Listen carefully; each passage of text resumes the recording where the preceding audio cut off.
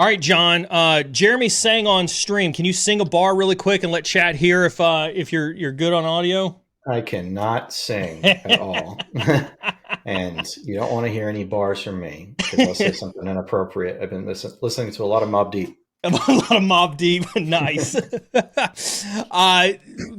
Now that you're here, man, dude, we've had some great questions this morning with the AMA stream this morning.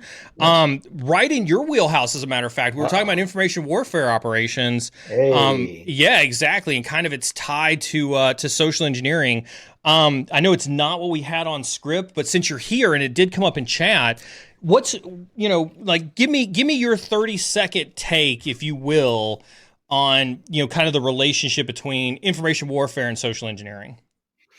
Yeah, I mean, I would say that social engineering could be an aspect of it, right? It depends on what the commander's intent is, right, to use a military term, but it's all about controlling the information battle space, so to speak, because at the end of the day, your adversaries have to get their intelligence in some form or another by qualifying data and information. Maybe that's from OSINT, maybe that's from HUMINT, and the humans that they're gathering it from, their assets they develop are not properly informed.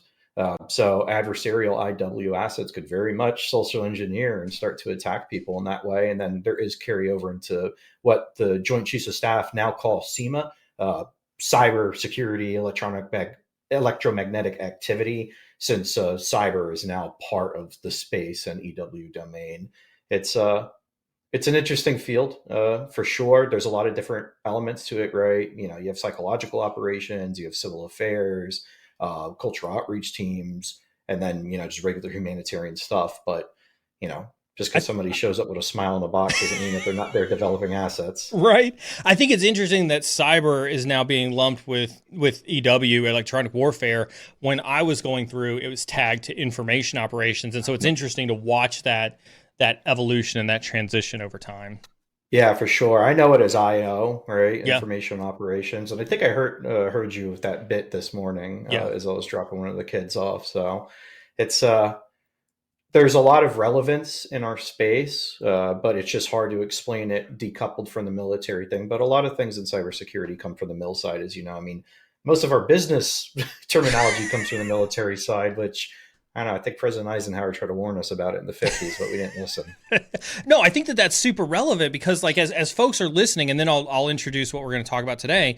Like, it's been easier for me to transition into cyber post-military than it was pre-military for that reason. Like, after the 10 years I spent in the service, developing op plans, developing op orgs, executing op orgs and things like that, and then getting out and saying, like, oh my God, cybersecurity execution, whether it's offensive or defensive, whether it's CISO work, security leadership work, whatever the case is so much easier when you think about it in the military lens than I would believe the way that people think about it today. I agree there. There's only a couple things that I think the civ side of the house does a little bit better than the military because of the broadness and emergency management, 100%. And that's where a lot of like good IR teams really, I think, get good is when they take emergency management quite seriously. And, I've heard you talk about it on stream and we've talked about it as well, just kind of like in the greater overall cybersecurity, I guess, hiring, the ever-changing cybersecurity hiring landscape, to use a marketer term, because I know they're listening. I hear them in the void. But it would be good to, have like firefighters and EMS and folks who've done incident command outside of it. But other than that, everything else does make a lot more sense from a military perspective, especially intelligence. Like, I have a love-hate with CTI when some people try to explain it. And the best CTI practitioner I ever met, I worked with her at IHS Market, and guess what? She was still National Guard component with Army doing signals intelligence. And I think she was a mass center as well at one point. And then I know, Jax, right? Jax did EW features with fifth group, I think she was with, and third group. Well, if she was in fifth group, I would have probably ran into her. So I think she was somewhere else. But and we've got AJ Nash, who's been on the stream before, who did tons of work at SIGINT with NSA too. So I mean, we've got we've got lots of rich CTI folks. Now there are, which but again, my personal take. I don't want to say it on stream. That's all right. With There's that being some. said, as you guys can see, I'm here with John again. I'm absolutely John. I'm so grateful that you took time out of your schedule to sit with me today.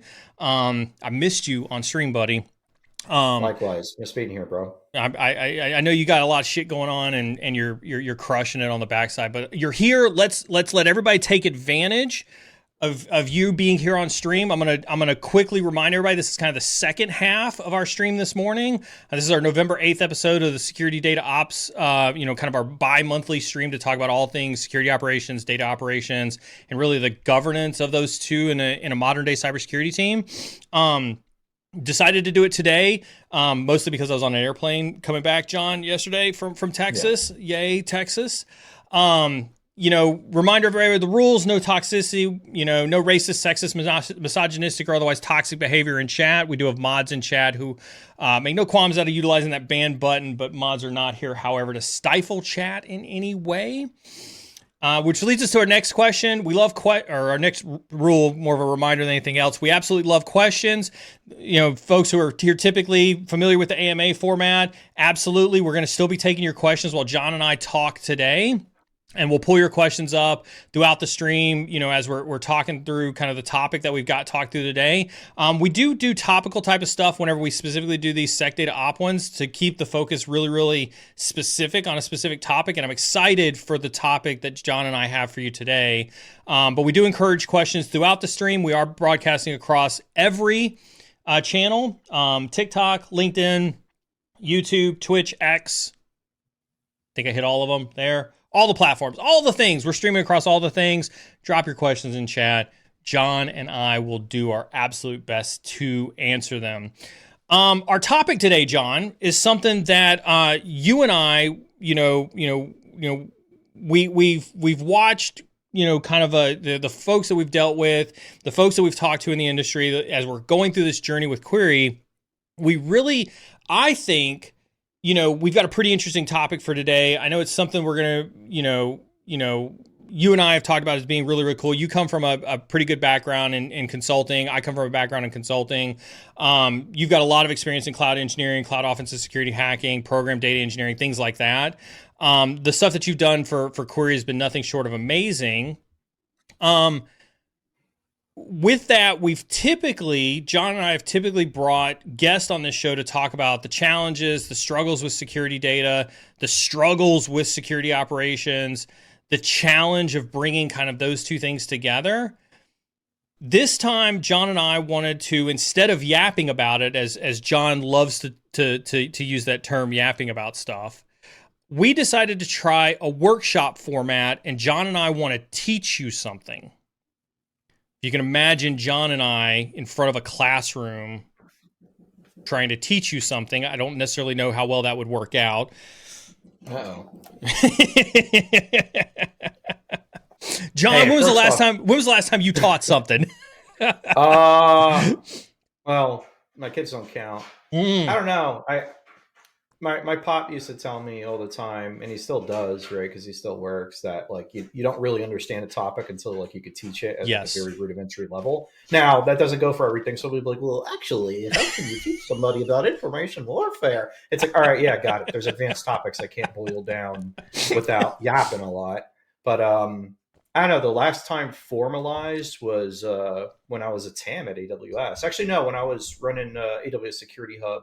And I would do customer engagements on how to best use Security Hub when there wasn't a ton of CSPM options out there from the cloud providers. And also, you did that thing I don't like, complimenting me. Don't compliment me now because you're awesome, first off.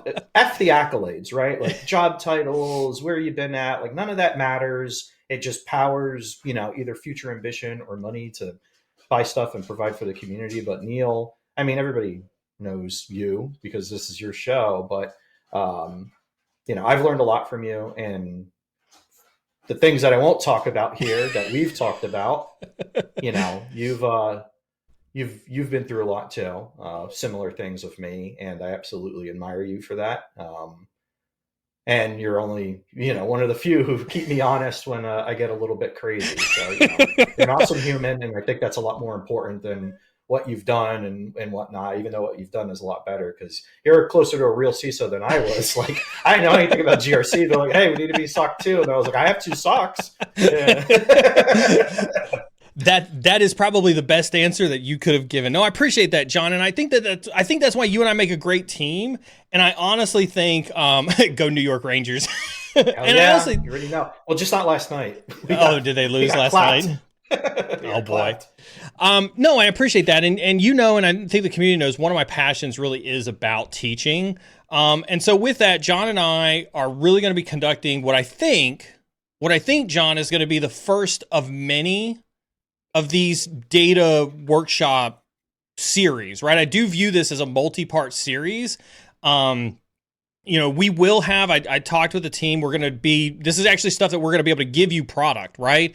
And I don't mean product like query product, like we're working on worksheets that you're going to be able to go and download so that you can do your own self-assessment on this, right? John and I are going to talk through it a little bit, but we wanted to give back to the community. And one of the biggest ways that we thought we could give back to the community was to produce almost like a one-pager that we're going to be able to give you for free for you to use at your organization to self-assess yourself and self-action on the things that John and I are going to talk about here today. So with that, John, you excited? You ready for this? I'm always ready, man. It's always hard to tell. Like, John's going to be like, I want everybody to understand, like, there's 2 sides to John. When I asked John if he's excited, there's either the side that we saw or there's the let's go side. Like, it's all right. So we'll see which side we get later on, but it's always weird which side we get with John. That's all right. All right, John, first and foremost, as with anything, we need to understand why we need to do some type of data security assessment, right? At its core, if we think about an organization, most organizations have outgrown a traditional SIEM setup. They've hit that aha moment, right? That security data is everywhere. They can't keep track of it. They don't know how to use it. For me, those would be the 2 key factors of knowing that you needed to do this type of assessment. What are some key points that you think, because you've got a ton of experience in data engineering, you've got a ton of experience in this data architecture business, what are some key points that you think would lead someone to that aha moment that they need to do this type of assessment? Yeah, I mean, to keep it a stack, I think 80% of it is a financial lever, especially for teams in a bigger organization where CIO, CTO organization, or even the CFO, if they're a technologist CFO, own the SIM spend. Because traditionally, right, like a big company is going to have kind of like that shared services, enterprise technology center core that runs all of these other shared services, the security might touch EDR, but they don't pay for EDR, right? So 80% of the time, I think it's a fiduciary decision. Now, is it is it the right one? Who knows? But a lot of times, it's like, hey, this thing's getting too expensive. I read this white paper about this here security data lake, boy. So I think you need to move to that one. I don't know why I do the red tech voice every time I talk about a CIO. But I think on the other side of it, 20% are folks who exhaust their capabilities in a platform and they realize like, hey, we're in pain, right? I can't run the amount of detections that I want fast enough. I can't get the right data out of this, SIM or lake platform that I might be in, right? Because a lot of people talk about this as if you're moving off a SIM and you're not. But there's a ton of different reasons, sometimes it could be all of them. Sometimes it could be just one that you would harness security data, right? It could be for supporting machine learning, right? Like basic stuff, linear regression, random forest. There's nothing wrong with that. You don't need agentic AI to do it, but maybe you're fine tuning AI. Maybe you're building a RAG, a retrieval augmented generation part of an LLM for some security use case. Perhaps you're building an enterprise knowledge graph, a security property graph, whatever it is. Eventually, those teams that are strong technology wise will realize, hey, what we have right now is not working, either process or tech, but it's usually both, not necessarily the people. And then they'll be like, okay, it's time to evolve. And then from there, it's like, well, work backwards from that job. And that's what we're going to be talking about today. I think you hit the really key point that I want to double down on, right? Is at some point in time, every security team hits an inflection point that I yes is initially driven by a fiduciary hit, but then they get hit with that second wave pretty quickly, which is I can't do my job good enough because everything is so disparate, right? You can't fiscally centralize everything. And so everything is everywhere and your teams are locked in to a process that is inefficient. And your teams are miserable, your SOC analysts are miserable, your threat hunters are miserable, your security engineers are miserable, your security architects are miserable. And I think that's where, at least when I've built SOC teams in the past, that's the frustration, right? Is that they know that there is more that they could do, but they are stuck on an island that is surrounded by data that they have no idea how to handle. Right. And I think it's a important point as well that you touched on that I'll hammer on is, the centralization versus decentralization. That's become a really hot topic right now. And of course, depending on the type of security data company, right? Like, are they in the moving data business? Are they in the centralization business? Are they in the vending business, right? They all have their own takes on it. And you could build a modernized, security data ops stack with a SIM at the center of it. To be completely Yeah. honest, it just really depends on how you use it. But yeah, I mean, unless you're real tiny, right, like startup like our size, I think like we could have probably just dumped everything in a Splunk, Yeah. right? That would work. That would be cheaper, honestly, than dumping it into Databricks. Yeah. Uh, and depending on the use case of the data, may be cheaper than on Snowflake. It just really depends, right? But some people take the opposite approach where it's like everything's decentralized, and then you have the federation model to kind of help with that decentralization. But there's some folks who just want this like data diode vending machine where they're just going to stage all their data, and it's like, look, I think you can make that work, but if we find that in an assessment, it's like, okay, who's going to maintain all that? And Right. what's going to happen when the person downstream consuming that data vending machine, that diode, is like, oh, I don't like the chart in this color. And also I want this graph here. And this needs to be a box plot. And this needs to be a stacked bar chart. And this needs to have a line diagram. And then it's completely opposite. Then who's going to be maintaining and versioning all that stuff? Yeah. Yeah. Yeah, bad idea. So as you can hear, like if these sound like challenges that your org is dealing with, or if you sound like, if you're like, this isn't just a strategic conversation. If you're a SOC analyst, if you're a security architect, if you're a security engineer listening to this and you're like, yeah, I see this happening around me. These should be moments where you look up and you're going like, maybe this type of assessment, right? Maybe I should do this type of self-assessment on our organization. That's what you should be thinking right now. And so, John, you and I are both consultants. You mentioned you were, a TAM for AWS. I worked at PwC for a while. And so we approached this problem, right, of trying to build this content out very much like consultants. And the first thing that we do in any engagement, John, discovery. Oh, yeah, baby. So can you talk through, like, what is discovery in general? To quote Mobb Deep, it's give up the goods and get sprayed. Mobb Deep's a little bit of a millennial term for those who are not familiar. Yeah, I mean, I still think their heyday was like in the late 90s. I know they came out with albums in the early 2000s before they got locked up, but I don't know.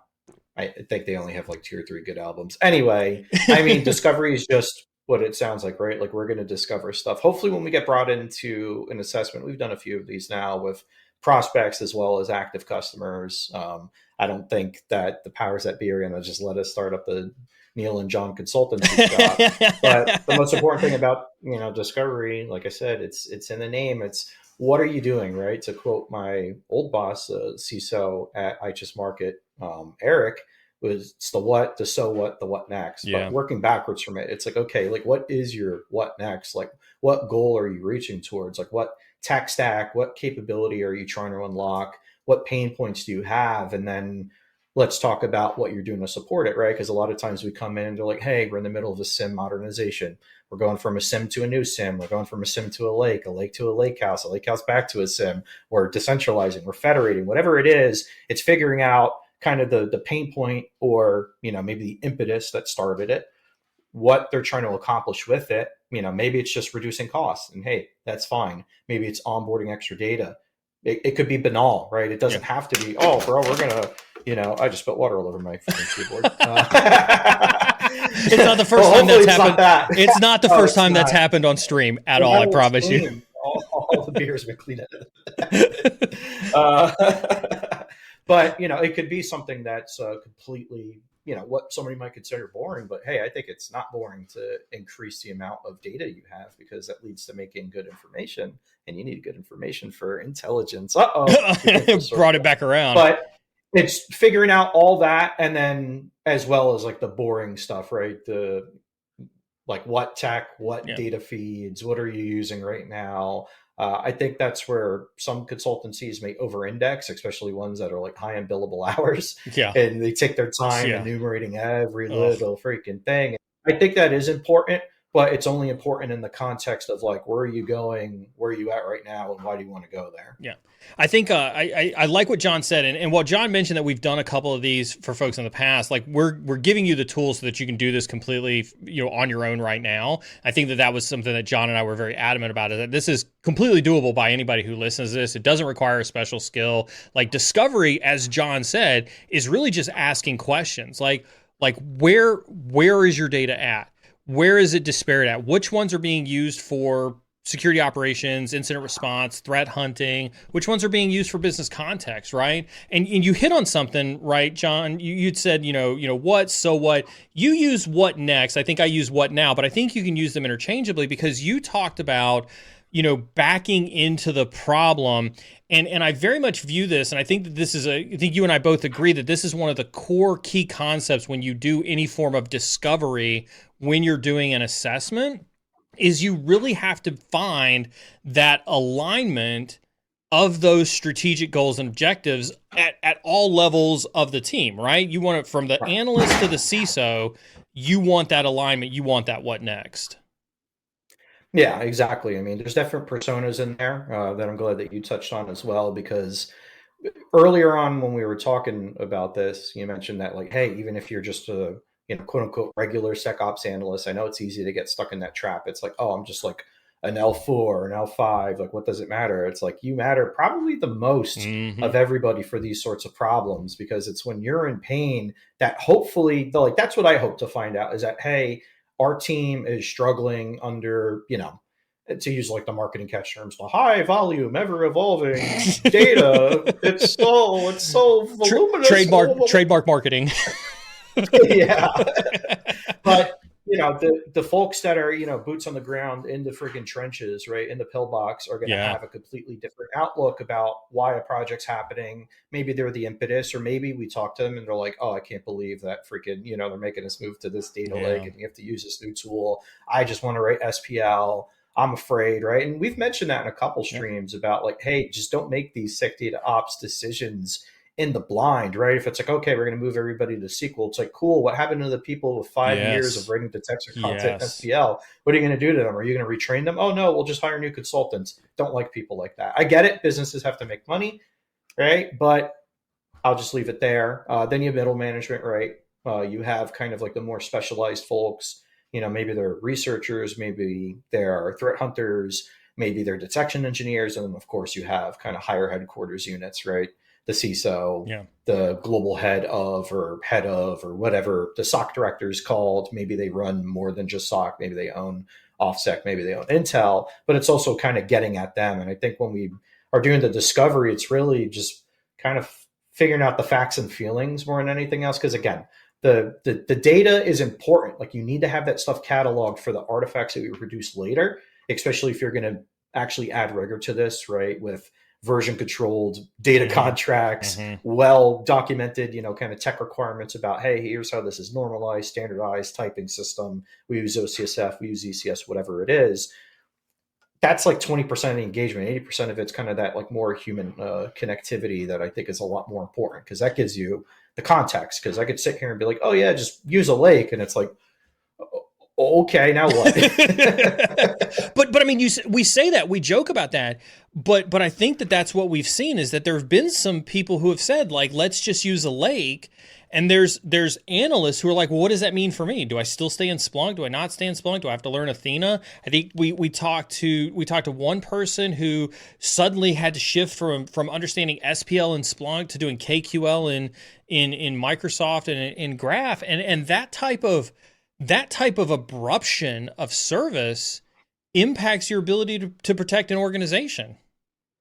Yeah, no, 100%. I mean, it's dangerous. Like Yeah. you could lose sight real quick when you're in the middle of a migration. And to do it right, you usually have to do like an AB, blue, green, whatever you want to call it, right? Of you got to keep the old stuff up to date while you move on to the new stuff. And, if it's financial pressure, fiduciary pressure, especially for like big shops, right, that are spending eight figures, maybe even like several eight figures, right? Mm-hmm. Like Mm-hmm. high orders of magnitude of like data and costs in a sim or a lake house, that's where it gets really nasty too, where they're like, oh, we want to see the immediate cost savings. We want to zero out OpEx for this quarter. I need to give it back. I need to have the IT financial management team look at our cost tower and be like, oh, look at this. They just saved the business X amount of money.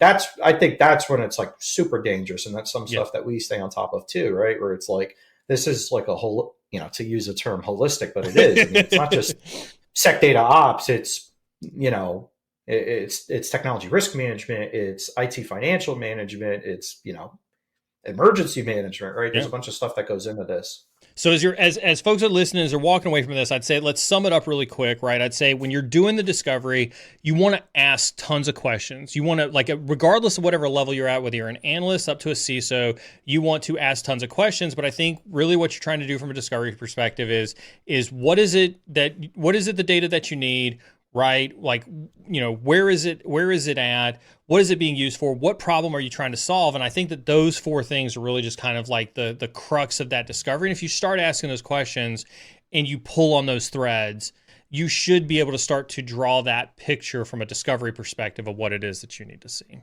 Any other steps you think you'd add to that in a succinct fashion, John? No, I mean, just a whole lot of talking, right? A whole lot of yapping. Yeah.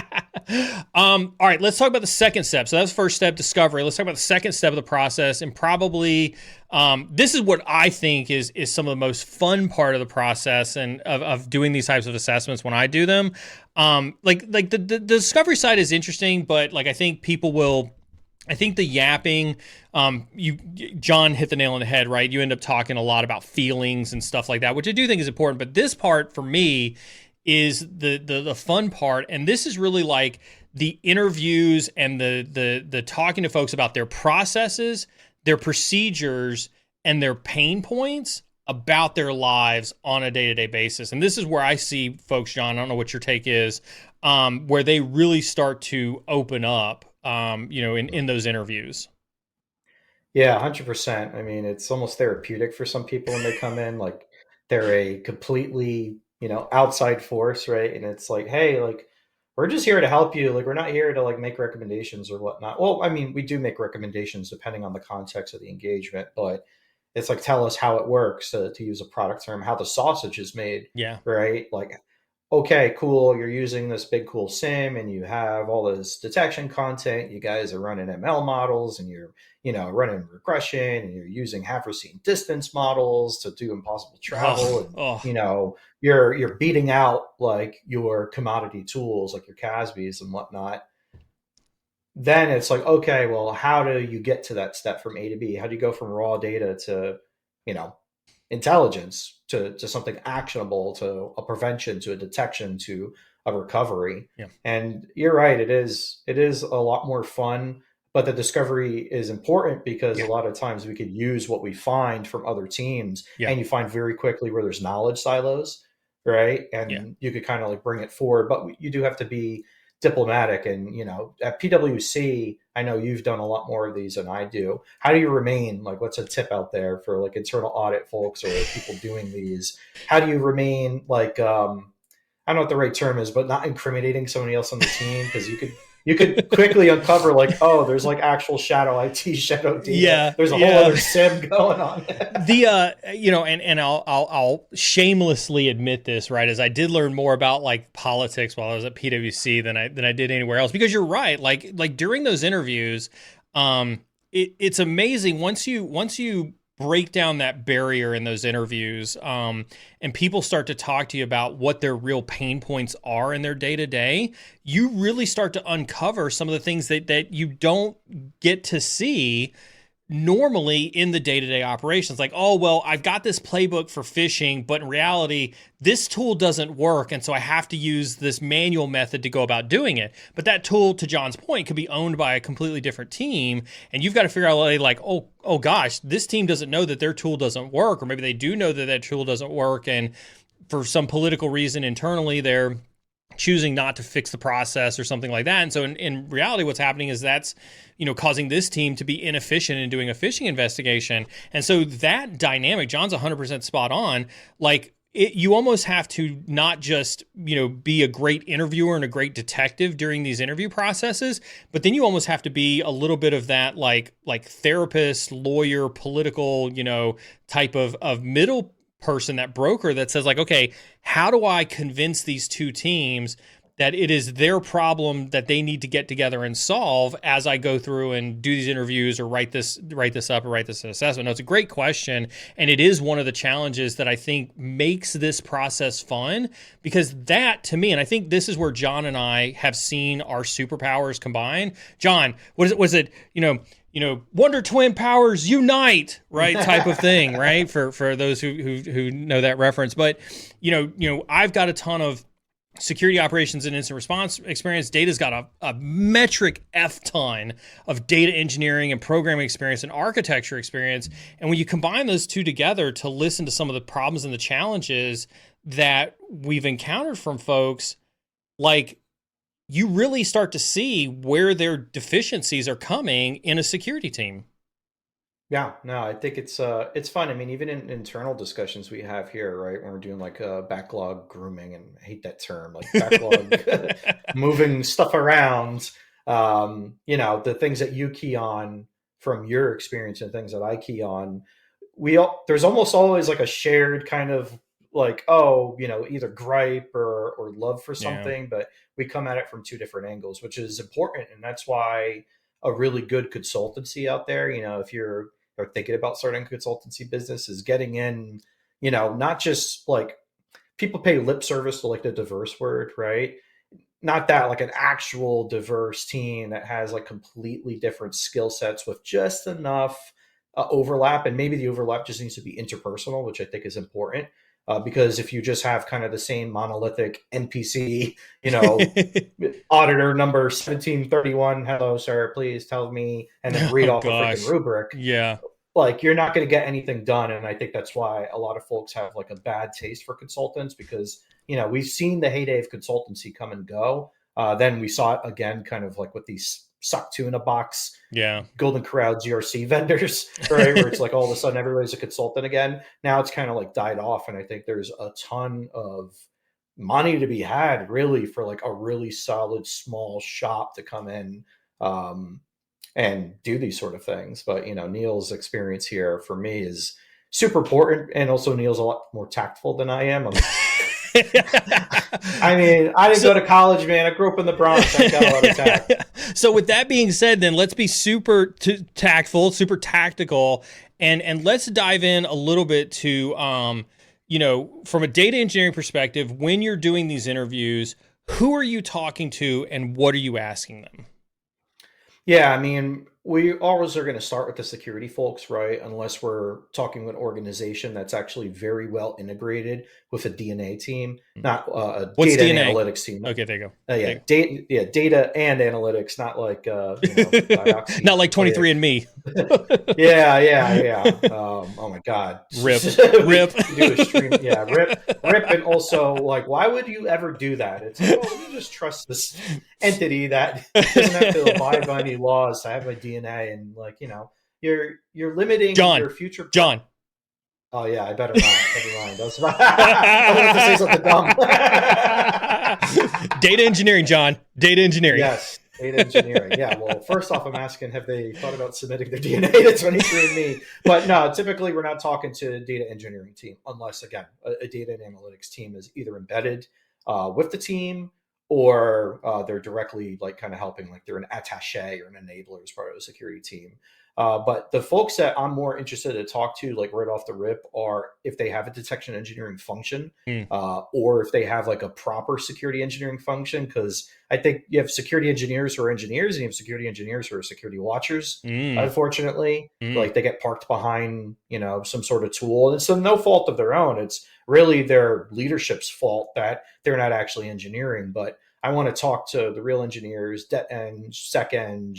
mm-hmm, Maybe there's like folks dedicated on the SecOps team. Maybe there's folks from a shared services IT team to be like, hey, again, how's this sausage made? Like, mm-hmm. how do you get in this data? What are you using? And then, just your basic table stakes metrics. It's like, how much does it cost you to store it? How much does it cost you to query it? What's the EPS, right? Events per second, or maybe EPM, events per minute, or even Mm-hmm. EPH.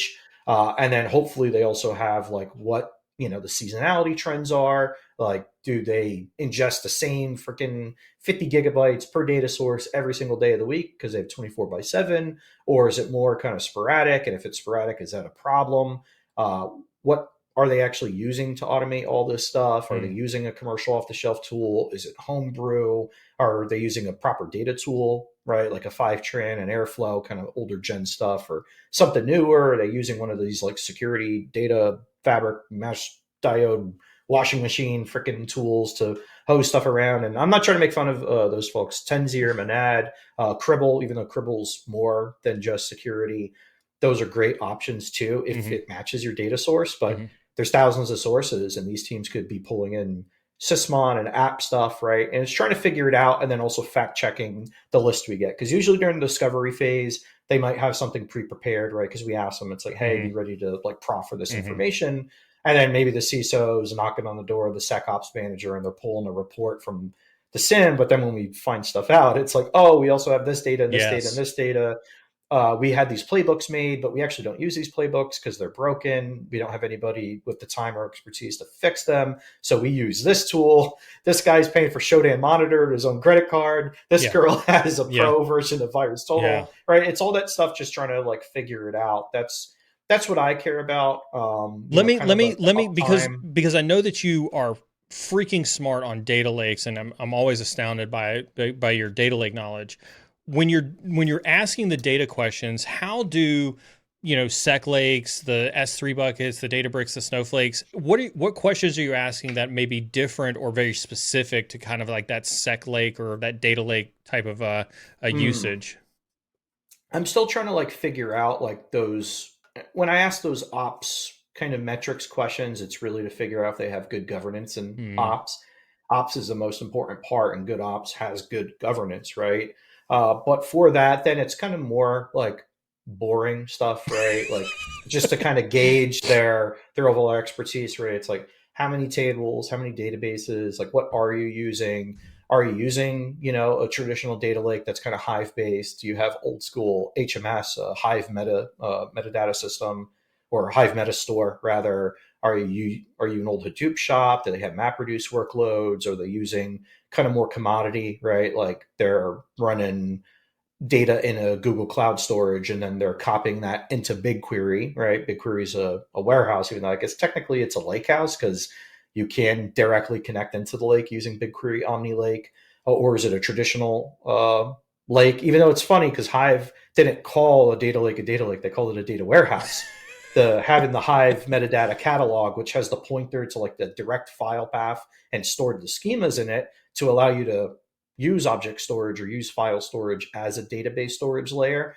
They would always call it a warehouse, which kind of made sense in that context. Now we know warehouses like columnar analytical databases, or OLAP, online analytics processing. And it's funny that it still has the online portion of it, right? yeah. Because not everything was internet connected. But just trying to figure out like what that kit is, right? Like what exactly are you using? Is it a lake house, a warehouse? Is it multiple things? Are you federating between them? How many tables, how many Hmm. databases?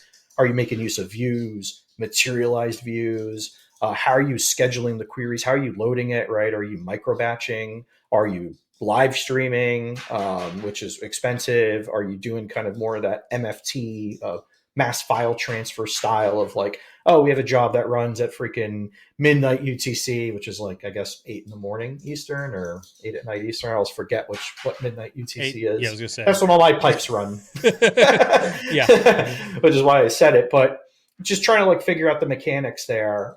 And with the earlier questions, maybe they already covered it on there. Yeah. You could we already know, right? Like it's not going to Yeah. be a surprise. Like we'll Yeah. find out during discovery kind of what they're using, but then it's like, how are you using it Yeah. and why and what's it supporting is really the thing. And then there's also kind of like follow-on operations. Like if it is in the lake, are you using one of the new open table formats or not?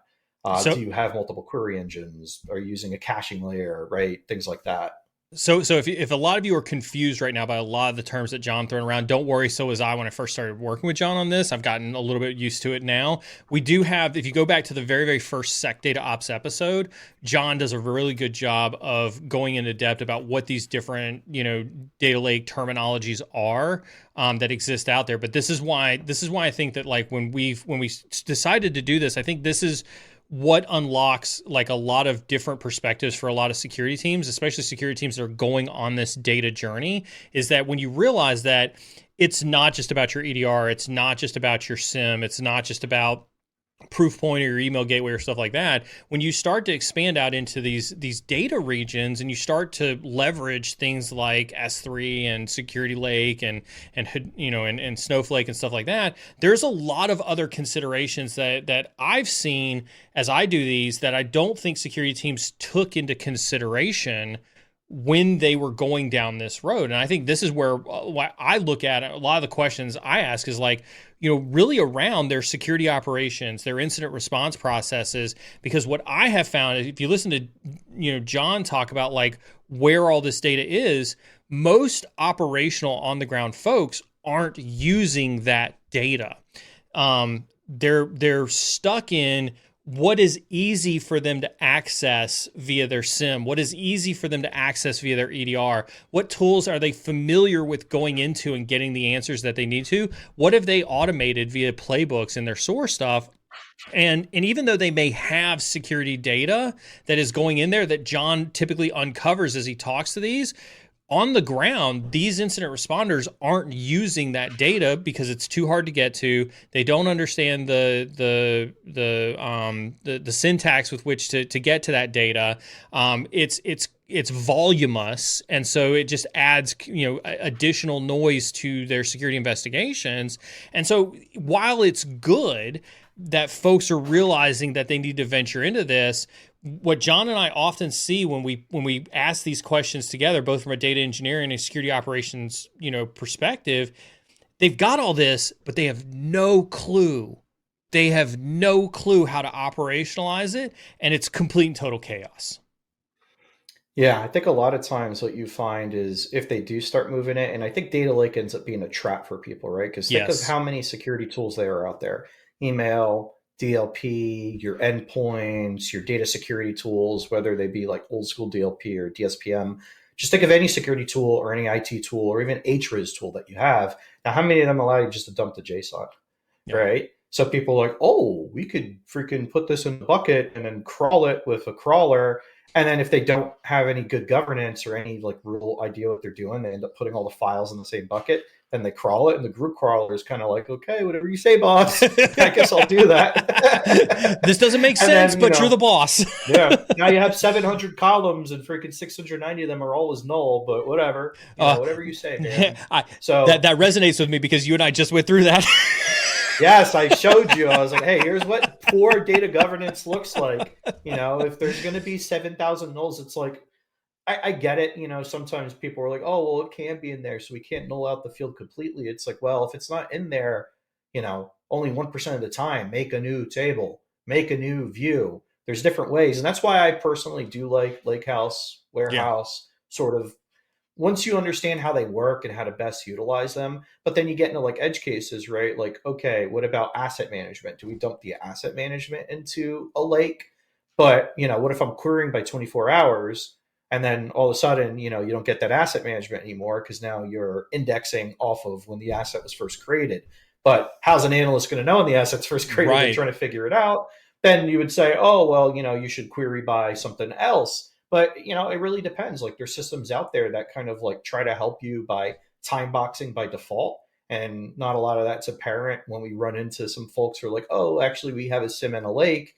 And then we see notebooks and they're running like just these crazy, either like monster 1,000-liner SQL queries with like 10 nested user defined Mm-hmm. functions and subqueries and custom I table think expressions. I think hold on really quick before we move off the data thing, because I think what you're describing there, I think is important to bring up in the data engineering conversation, right? Which is folks who have adopted security lakes, who have tried to operational security lakes, may not necessarily be the most efficient in how they're doing their data engineering. Would you agree with that? Yeah, no, 100%. And I think the industry is trying its very hardest to ruin security data lakes, honestly. Like, I'm serious. Like, I keep seeing too much of this. Like, I made a meme about it, the goose meme, where it's Yeah, like, yeah, yeah, rebuild your yeah, security data lake. It's like, okay, well, I can't touch the storage. I can't touch the catalog. I yeah, can't touch the table format. I can't touch the file format. I can't touch compaction. I can't touch the encryption. I can't touch the freaking storage layer it's in. yeah, Honk, and then you chase after them, and then they're like, "Oh, I'm sorry, I'm just a salesperson."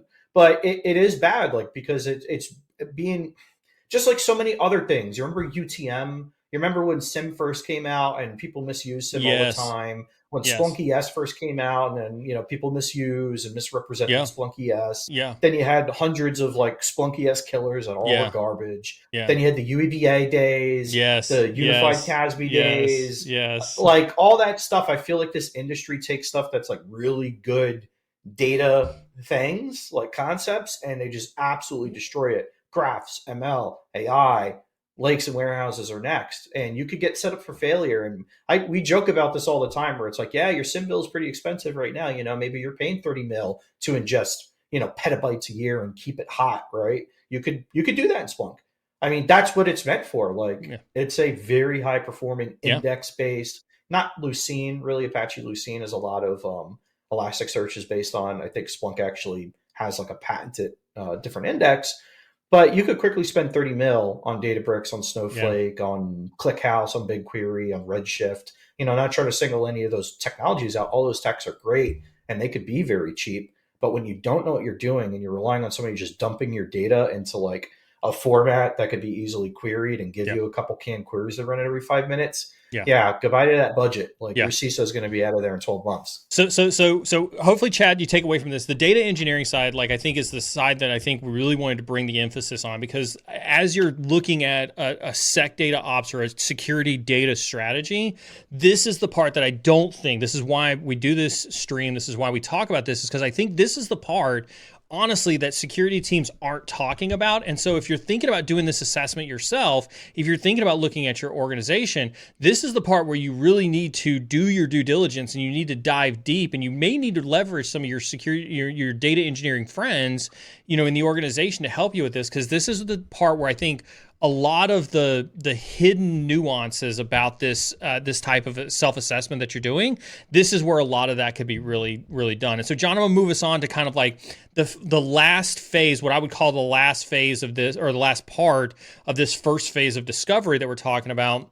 And no assessment would be complete, right, without what some people think is the least fun thing to do, and that's the paperwork. And so for this third step, Yes.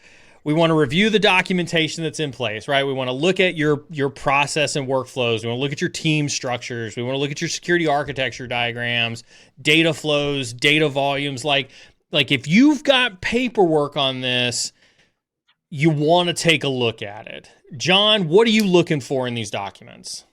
I'm hoping that the documentation exists. That's the most important thing. I That right mean, there is the single biggest challenge. like the biggest challenge is, does it exist? Is it up to date? And does it make sense? Yeah. When I was running the cyber risk graph project at IHS Market, one thing I stressed to the team, I was like, everything we do, we got to document it. Over comment the code. I don't care if software engineers think it's dumb. We're not software engineers. We're security data engineers. We're security data scientists. Comment the hell out of the code, because Yeah. we're not all experts. Yeah. Write everything down, diagram everything. Like, everybody was Visio experts by the end of it, right? Like, are making all these diagrams. So hopefully something exists, right? Yeah. Where they have some project website, some internal page, maybe it's a SPO page, maybe it's a Confluence page, maybe it's a Slack canvas, who knows what Mhm. it is, or maybe it's just a big ass Google Just Doc. something. Or Just something. something, right? Yeah. Where it's like, what's the mission set? What's the criteria? Have a lot of this stuff documented. How does it work? But a lot of times it doesn't exist, or if it does exist, it's inaccurate, it's out of date, hasn't been updated. And that stuff is hard. Like enterprise knowledge management is a stupid hard problem to Yes. solve. And Yes. nobody's done it right. I think the closest that we've seen is like maybe Alfresco, and I think one other company. Amazon tried to get into it with like Amazon Kendra using Mm-hmm. NLP to like Mm-hmm. figure this stuff out. But that means that you have to have existing documentation for the freaking NLP model to, Yeah. Yeah. to actually look at.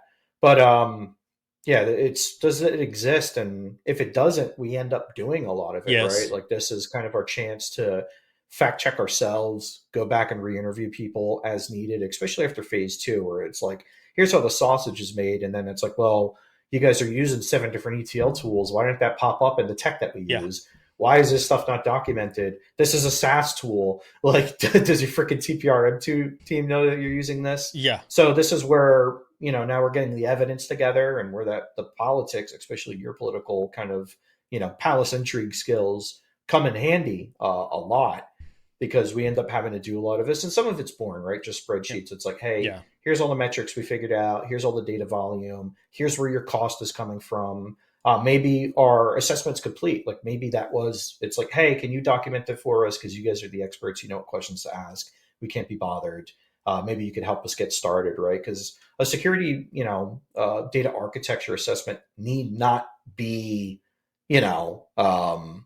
like, oh, we're going to build a freaking AI warehouse, right? Like it could just be, hey, can we like reset, reassess, and start from a clean slate, re-plateau, get to concord in opposition, and then move on forward. And Yeah. that's really what I'm looking forward to. And I don't know, I find it fun, just getting everything down on paper, seeing like all the stuff connected, Yeah. insert the old Sunny meme here Yeah. with the freaking Yeah. with the Yeah. tack chart. The documentation piece is interesting because I think you're right. Like I think the number one thing is, does it even exist? Right. And I think I would disagree with you slightly that I'm okay. Like if I had to choose, I'd rather it exist and be inaccurate than not exist at all. Because at least at some point in time, yeah, if it existed, at least somebody started to document something, right? Which means there's some, maybe it just hasn't been updated with the change of technology. Maybe it just hasn't been, modified whenever they did a re-architecture. All that I think I could deal with. I think I cringe slightly when documentation goes, and that I would share that with everybody. Like if you go and you start to do this assessment and you start to ask these questions and you start to ask for documentation and it doesn't exist, like red flags and red bells, like the everything is fine, dude. Like that should be you. Be like, oh no, not good. Yeah, no, I think that's a good point though, like being a good customer, because a lot of us, not only have we been consultants, I think we've both probably had consultants come in, or at least some form of auditors. Mm-hmm. And anytime, like especially doing the SOC 2 audit, when they would do our type 2, they would ask for a policy or something. And a lot of this is collected beforehand, but like when you actually meet the auditors, and let me put it this way, if you have a SOC 2 engagement, you never meet an auditor, you don't have a valid report. There's no valid report being issued, right? But when they ask me stuff, it's like, oh crap, like I better start getting to work on documenting this. I better start getting to work on getting this data. So not having it, like, don't be embarrassed, right? Like we're not saying like, oh, bad puppy, get in the box. But at the same time, like you want to help us help you. If there is a rift in the information space, right? Like you should fill it, like start to document this stuff as you're going on through the engagement. And I think those are the best ones to be on, where the customer is like super eager. They know what they want out of it. And then like, as you come up, like it could be like a continuous improvement sort of thing, not just waiting for the final readout. I think get too ahead of ourselves. I think the reason that we harp on documentation, and John, keep me honest on this one, right, is because John hit the nail on the head a little bit, right, when he talked about tribal knowledge in the teams, right? There are folks who've probably been in an organization for 10, 15, 20 years, who knows, who were there when, when the organization started. They know where all the skeletons are buried, but they never documented where those skeletons were buried. And sometimes those skeletons have really, really good information that can help you when you're doing this assessment understand how to make everything come together and how to make everything work. And so not having that, not being able to pull that knowledge out of somebody's head and put it onto paper and make that documentation true is a recipe for not being able to fix anything that's wrong. And to John's point, it's not about shaming the people that they didn't document anything. It's about preserving knowledge. Right. Yeah, no, 100%. I think a good leadership team, right? Good projects. When you do this stuff, obviously it's for the benefit of your organization. I guess it could be like corny security people like, oh, we're saving lives here. It's like, depends on the freaking, industry that you're working in. And even then, let's say it's a tertiary benefit, right? It's many orders removed.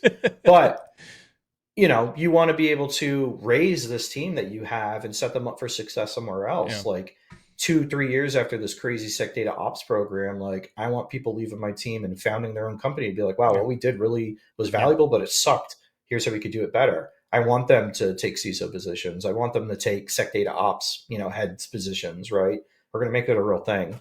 Because I think pretty much everybody knows, right, that sec data ops, like, came up as a shit post. Like, as CISO at Lightspin. We also talked about that during the first stream as well. You can go back and see the history of that at the first stream. We did. But then they had me write, like, okay, let's say it wasn't a shit post. Right? Yeah. That sort of what thing. If? It's like, what how if? would you want the team? But yeah, I mean, preserving that tribal knowledge, as we call it, it's, look, you can't use shamanism to run a security data ops program, right? Like, no storm calling, no having one person that knows everything. Those people are super important. I think that's what led to a lot of success when I was at IHS Market. Was they immediately moved the two most senior guys from like the iPrio days of IHS Market, James and Harple, onto my team. James ran security architecture for me, and then Harple ran offensive security for me. But they had 25 combined years at IHS Market, at iPrio, at Market itself, and knew all the crazy crap we were going to run into, knew who to talk to, how to get the information out. So it's to everybody's benefit to have that stuff kind of written down. Maybe not everything written down, but how everything works, right? How that sausage is made, to keep using that term. Now I want some sausage. I know, right? Wait, so real quick, pause. Real quick, John, let's recap kind of the three key steps of discovery, and then I'm gonna ask you one more question. Three key steps of discovery: strategic alignment, which we talked about, operational interviews, and then documentation gathering. Docs. You had said something previously that I think is important. I want this to be kind of what we wrap up on, because you talked about managing the output, managing the outcomes. And I think one of the things that has to come out of this assessment, right, is you've got to set the expectations with folks that you're doing this assessment with about what their expected outcomes are. And so for you, at this first phase of this assessment, just the things that we talked about between strategic alignment, operational interviews, document gathering, things like that, what would you set the expected outcomes for the person who's receiving this assessment? What are those expected outcomes? Yeah, I mean, well, first it's just to kind of verify everything and kind of soften the blow. A lot of times a consultancy engagement ends up shocking people. There's anxiety about it, especially for folks who aren't communicated with, right? This is typically the part where we're actually meeting with the champion, where we're actually, be like, hey, here's what we found out. Did you know about this? And for the most part, they're like, yeah. But then as we get prepared for like the next pillars, which we'll talk about on other episodes, it's, remembering why we're there, right? Like, we get brought in for very specific reasons. Maybe it's, hey, help us like modernize, help us with our first 2 projects, help us create, maybe it's like even create our first table, whatever that is. It's realigning with that. It's like, did the information that we gather here actually help us, right? And this is where we keep ourselves honest as consultants. And if you're a consultant or thinking about it, again, this is where you need to keep yourself honest. It's, especially with me, right? It's very easy to like run around all these different rabbit holes and get super excited, be like, "Ooh, shiny, let's go." But you can't be doing that all the time, right? Yeah. So it's like, all right, did the information that we get, first read it back to the champion, get them prepared for second, third, fourth Yeah. phases. However, sometimes we do a three phase or Yeah. sometimes we do a four phase. I guess you'll have to stay tuned for that. Um, but it's getting ready for that. Make sure that we got the right information to help them with whatever the objective is. So John, a real time question. Actually, we got two real time questions that came in. I see Chris over on LinkedIn. I'm gonna try to be cognizant of time, but I see your question, Chris. On Twitch, IRL Raptor says, keeping with the discussion, particularly around documentation, if the documentation doesn't exist, should the wheel be reinvented? And then there's a follow on question there, but answer that first part. If the documentation exists, when do you make that decision? About, do you scrap everything? Do you start over from scratch? Like what's that kind of like in your mind when you're looking at something? When do you make that delineation? Well, he said if the documentation doesn't exist. If he means does it exist? I guess let's just answer it both ways, right?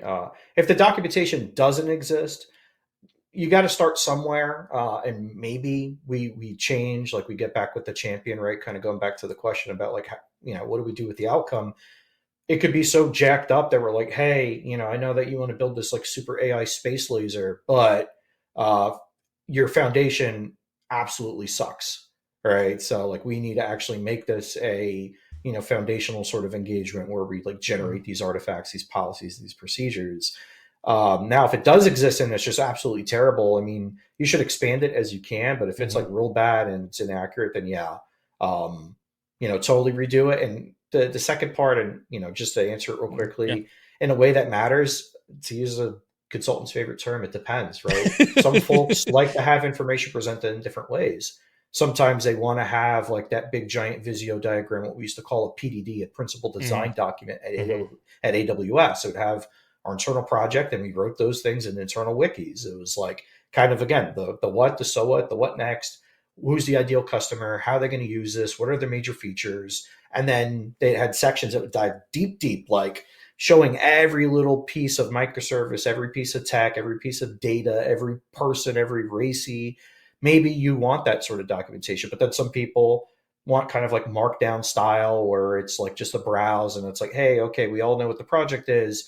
Here's, I think Splunk did a really good job of this, what you showed me yesterday, the research.splunk.com, kind of having it like that, like here's our detections, here's our data sources, here's the stories, and then kind of sublet everything underneath them. It just really depends. And then, there's other things in the chat about using AI for it. I mean, maybe, but a lot of this stuff is proprietary, and I'm not going to feed some AI model proprietary crap and have it come up with docs. The it depends thing is always challenging in security, and I'll leave with this on the it depends side, right? And Chris, I'll answer your question over on LinkedIn.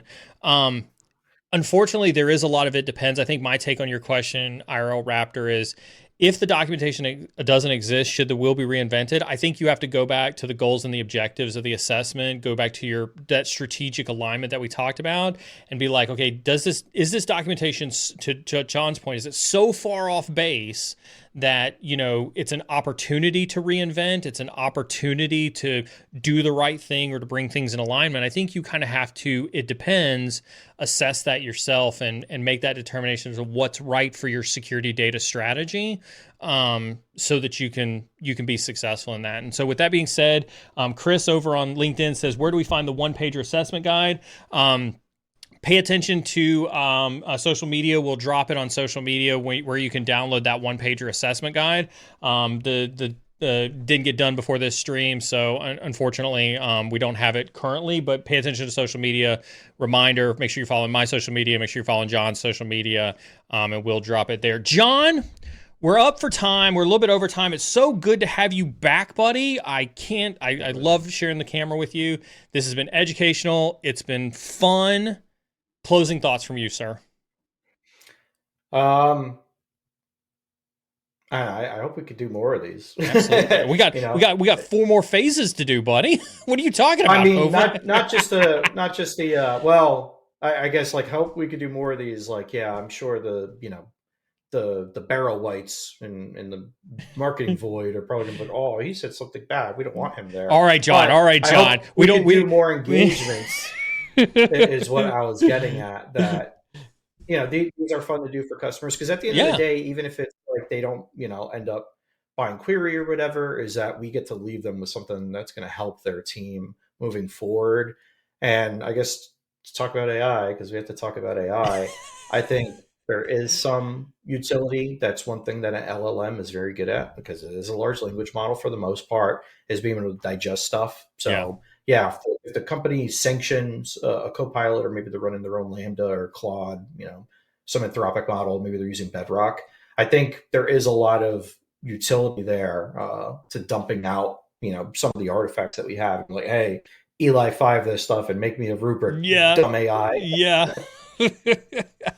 All right. John, chat. With that being said, I'm going to sign off. We're going to sign off. Everybody have a fantastic day. Thanks for tuning in, as always, across all the platforms.